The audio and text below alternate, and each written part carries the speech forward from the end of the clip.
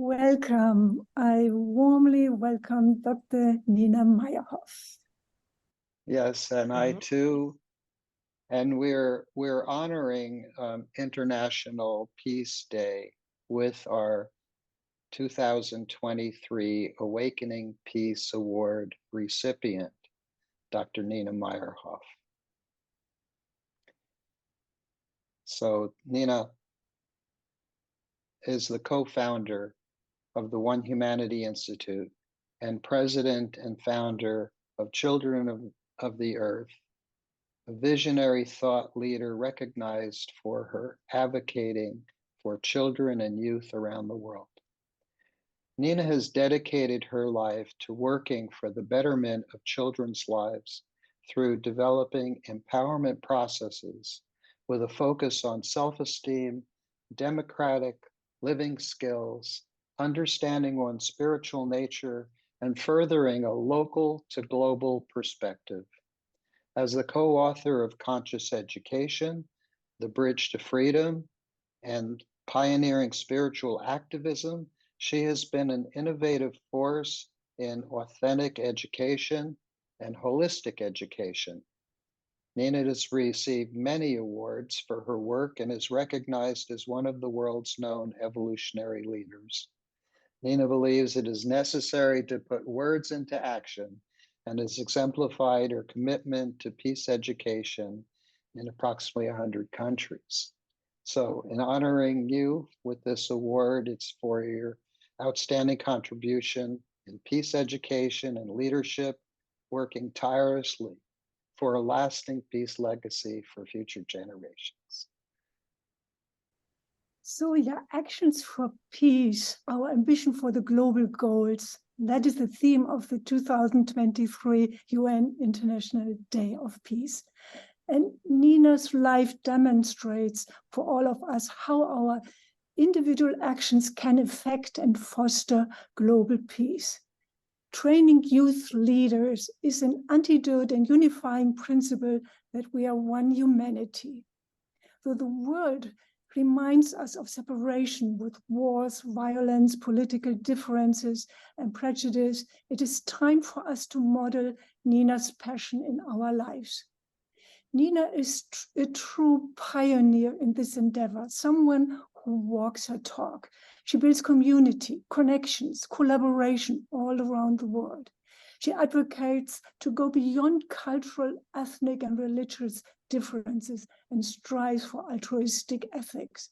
Her life's passionate focus is on the realization that peace must come from recognizing our interwoven unity as one humanity. Nina is truly a visionary thought leader caring for the world, especially for our youth. So I'm deeply honored, Nina, to give you this award in 2023. And I'd like to ask you, please share more about your lasting peace legacy. First of all, it's such a great honor to receive this review of my life in such glowing terms. You know, I started very young. I think I was in my 20s, 27, and I'm now hitting the 80 button. So I've been walking this planet for a long time, but I never thought of it as pioneering new thinking. I just thought of it as what needs to be done. And I was always committed to young people as not only the leaders in the future, but the people that can begin to create new models of understanding. One of my directions always to young people is don't imitate what has come before you. Think about what is your purpose and where can we go with this, you know? So is it possible to stop the momentum of conflict in every way and begin to build a world that works for everyone? And especially it begins with the I, and then it goes to the we. And eventually you do come to the one, because you finally understand that we're all human beings wanting similar outcomes. I mean, in the West, it's about money and success, etc. But underneath it is the desire to feel content, to have a life that feels fulfilled. And as far as I'm concerned, the way to feel fulfilled is to fill yourself and give generously. So thank you. So I started with a farm camp. It was a center where I brought young people together. It was in the 70s. And we looked at what are our common goals, who are we as human beings, what is it that are our similarities, and what are our differences, and how do we get beyond those differences into the oneness of all of life. And I did this on many levels, from us living together and exploring what does that mean. And then I took it out into the world, because I saw we had seeded something that I felt was very important. There was this World Summit for Children in 1990 at the UN. And I had such a strong feeling that it should be of children, not for children, that it's like white people speaking for Black people, and that it's not fair.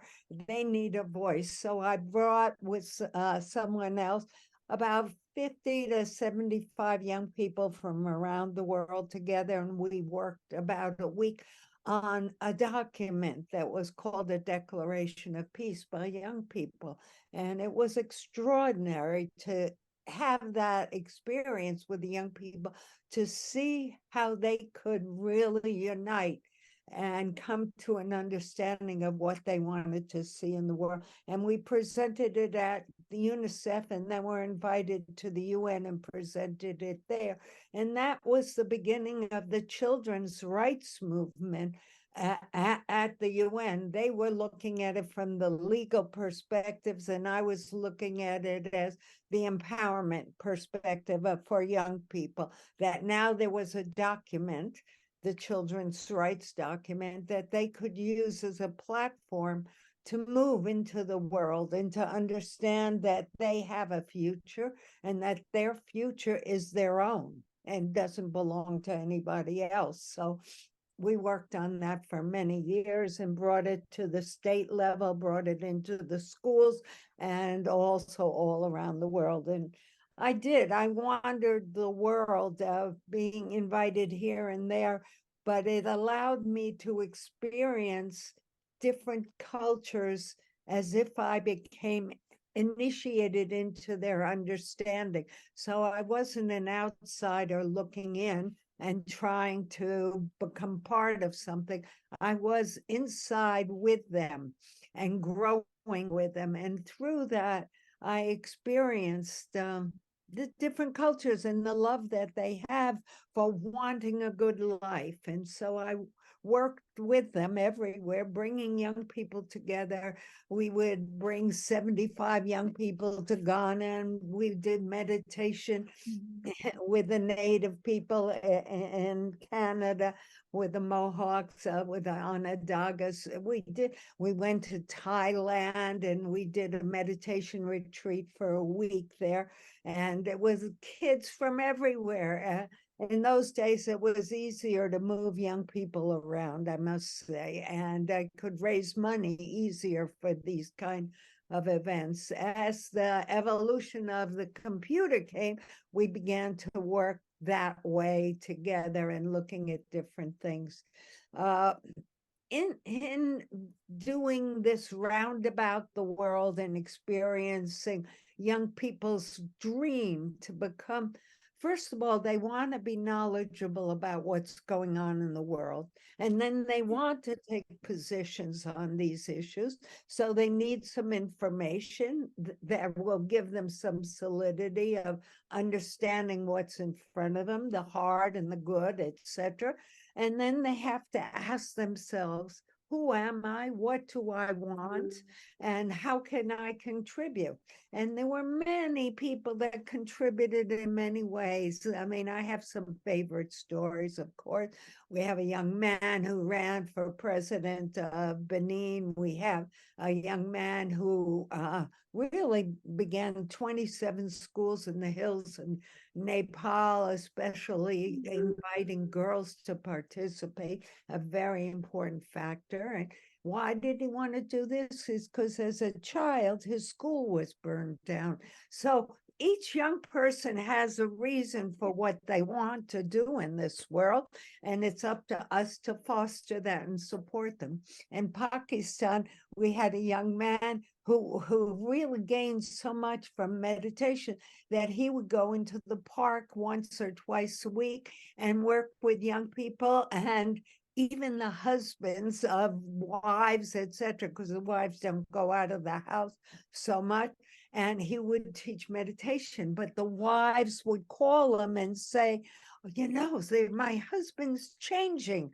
I don't know how this is happening, but that fosters the understanding of if you carry peace, you can share peace with others.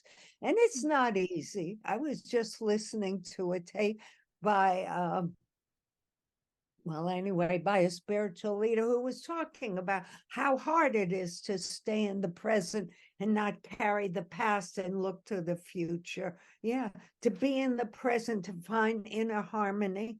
Yeah, I mean, it's a job of a lifetime, please, people. Don't think it's like you go to the store and you get it.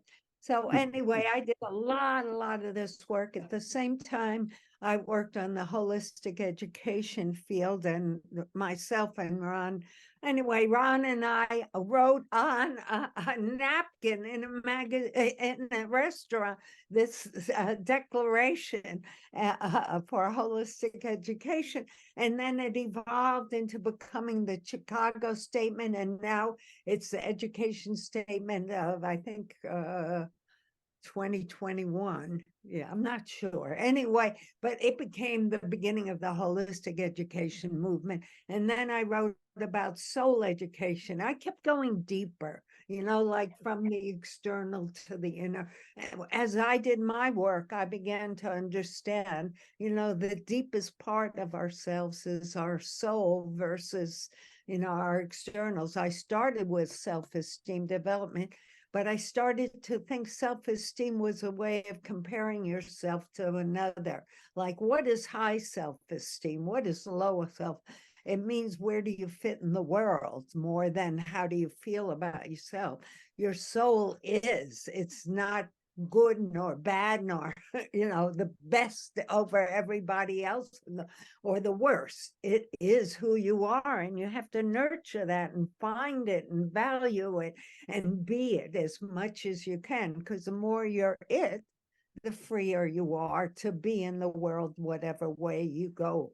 And your path becomes much more open path than a constructed path that the world has taught us. You know, we've been taught to, you know, follow suit to get a good profession. I was one of them. I went for finishing my doctorate. I got a CAGS. I got 2 masters, but all it was to confirm to me that I was enough, you know, and you don't need that business card. You need a better business card to be yourself. Yeah. Who are you? You know, and how can you be a better human being? And what is our purpose in life?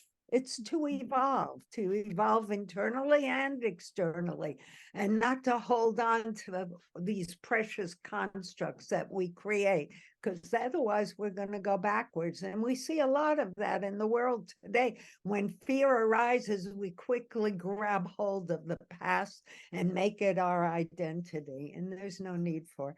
So anyway, I wandered the world and did my work. I always gave to wherever I was as much as I can. That was my philosophy. And I'm a doer in the sense that I move fast. I'm not a detail person at all, you know, so, you know, you can count on me for wanting to make things happen. But yeah, I always trust life will work itself out somehow. We just did an event with Ukrainian youth that came from Kiev and the Peace School and some Polish youth. And, I remember the questions: who's going to do the bedding? How are you going to get the food? Who's going to transport? I just believe I can do one thing at a time and I get it done. It's like raising children, you do it. But anyway, to go back to the story, well, I was invited by 3 women to come to Auschwitz, and I brought along Michael Sturger and a cameraman, and they filmed it. So it was a wonderful filming, but it was so deeply upsetting. I've been in war zones. I've walked this planet into the depth of difficulties. I've seen horror, and I've seen people hungry and starving, and I've seen mistreated young people, a lot of stuff.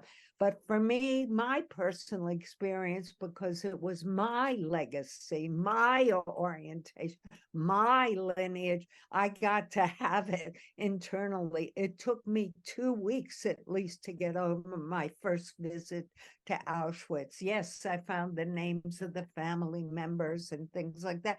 But then I started to walk in my family's shoes and what their lives were about, and how did they deal with their guilt, their anger, their sorrows and things. And rather than what was the impact on me, what was the impact on them? And it started to fester in me. And so, and I met Domen Kochevar, who went also to Auschwitz, who comes from a very different orientation. He's a liberal Catholic, and he has a strong background in Catholicism. And so we could balance each other off in that understanding that horror is horror is horror.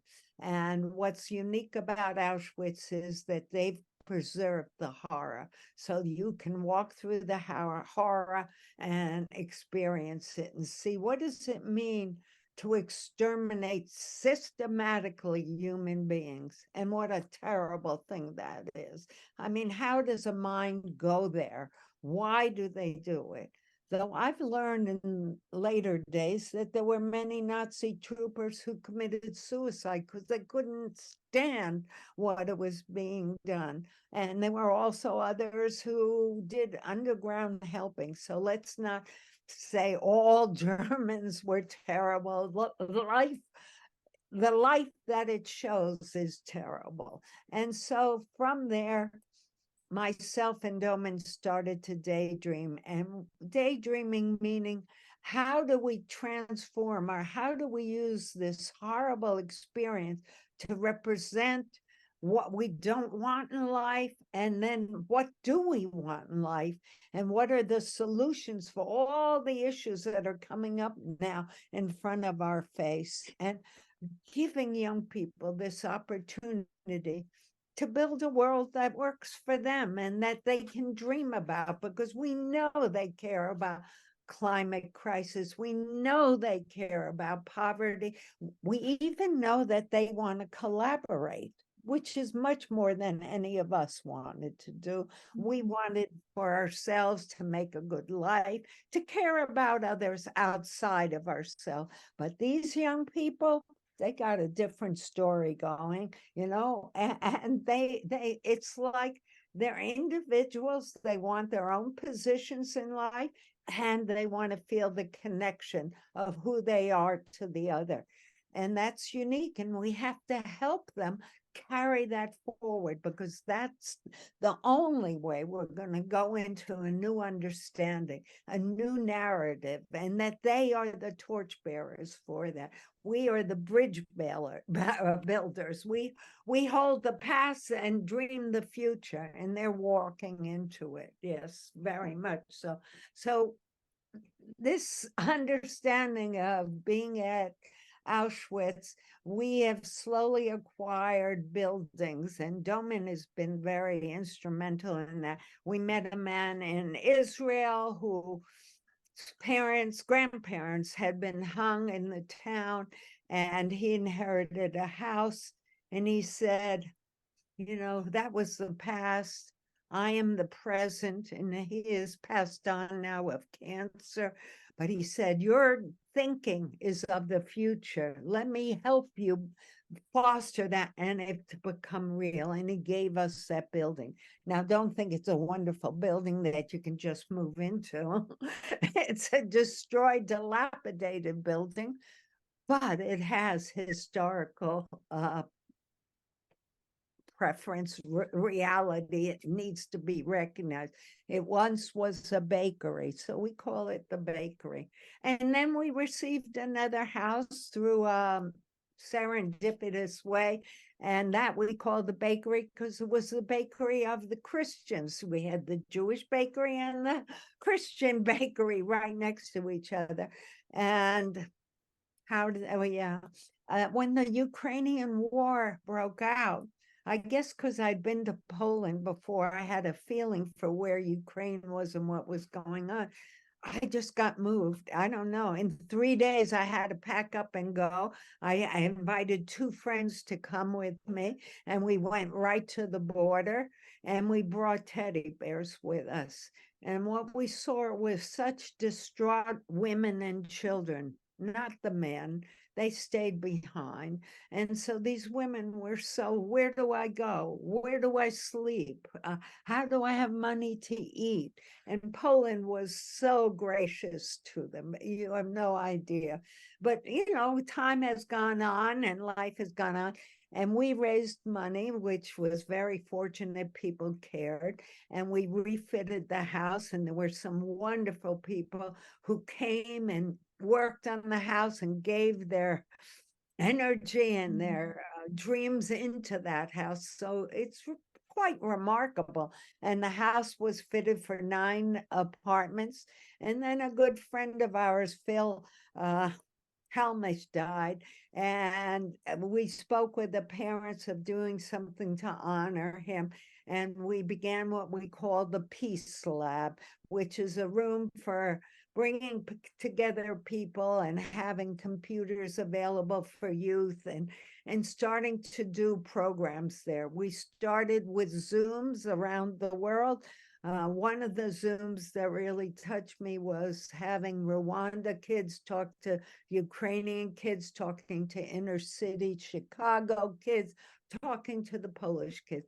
So kids that had been feeling disengaged and de-powered, not empowered, and bringing them together to talk about their pain and then their dreams and their hopes for the world. Because then we can start to say, but your hope can come true. Let's see what we can do to support you in this, you know? And so we moved on, and we just completed our first in-person program, and Lisa and Brian were there to help with this. And we were to be on the last day being living examples of how you can use a life.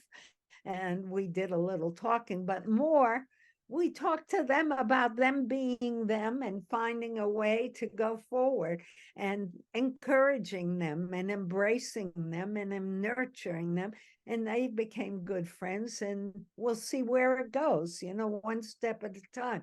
Also, a friend of ours who works on our team is Paula Garb, and she brought 11 or 12 women to the house the other day for a conference where they could sit and meet after they went to Auschwitz. And these women are from around the world, and they are peace activists, meaning they're undercover human beings that work very, very hard to change what's happening in the world.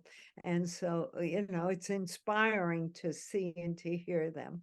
And that's my life story. And I don't know what's next. Oh yeah, I'm going to Kenya because there's going to be a school in a center named after me. But I've already gotten a container of clothes. I've asked people for old iPads, and I know somebody in the IT business who will get us some. And then I found a t-shirt man. So we're gathering the thing. I would never just go to be honored. I would go to be who I am, which is to help as much as I can wherever I am. But I didn't know I was going there a few months ago.